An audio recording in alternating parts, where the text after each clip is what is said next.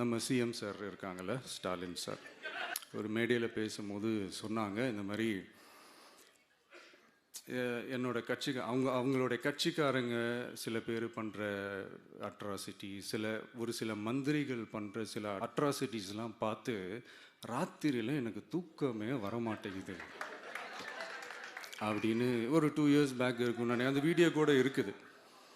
அப்படி இருக்கிற அவர் என்னைக்காவது ஒரு நாள் அசந்து தூங்குவார்ல, அப்போ அவர்கிட்ட போய், சார் சார்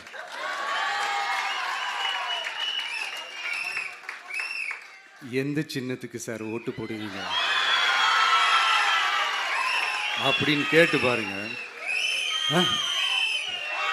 விசில் சின்னத்துக்கு தான்.